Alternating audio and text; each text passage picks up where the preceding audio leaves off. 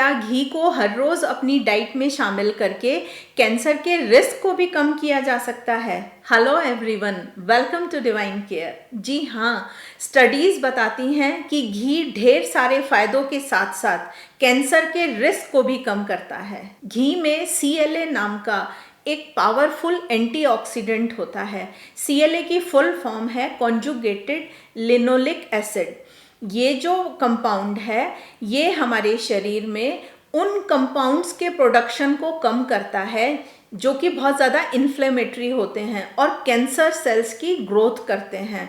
तो जब ये कंपाउंड ही कम हो जाता है तो जो कैंसर सेल्स हैं वो मरनी स्टार्ट हो जाती हैं, वो खुद खत्म होनी शुरू हो जाती हैं और कैंसर का जो रिस्क है वो कम हो जाता है। घी हमारे शरीर में उन एंजाइम्स के सिक्रीशन को बढ़ा देता है जो कि कैंसर कॉजिंग सब्सटेंस हैं हमारी बॉडी में, वो उनको ही डिटॉक्सिफाई कर देते हैं, मतलब कि हमारे शरीर से बाहर निकाल देते हैं। CLA के साथ साथ घी में ब्यूटेरिक एसिड भी बहुत अच्छी मात्रा में होता है, तो इसमें एंटीवायरल और एंटी कैंसरस प्रॉपर्टी होती हैं।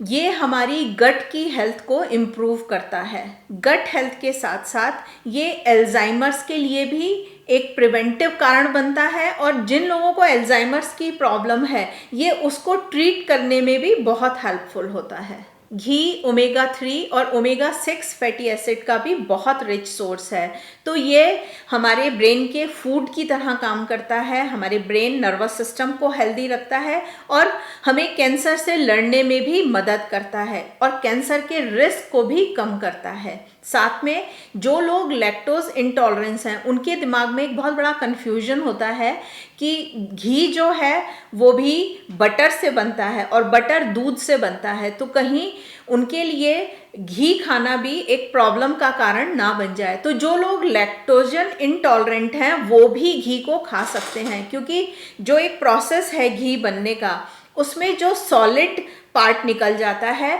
लैक्टोजन मैक्सिमम वहीं पर निकल जाता है, तो वो लोग भी घी को आराम से खा सकते हैं, उन्हें किसी तरह की कोई एलर्जी या परेशानी नहीं होगी। घी के और भी बहुत सारे फायदे ज़्यादातर सभी लोग जानते हैं कि ये हमारे जॉइंट्स को भी लुब्रिकेट करता है, तो हमारे लिए घी बेनिफिशियल वहाँ भी रहेगा जिन लोगों को जोड़ों के दर्द हैं। साथ में ये हमारी स्किन और हमारी हेयर ग्रोथ के लिए भी बहुत अच्छा है।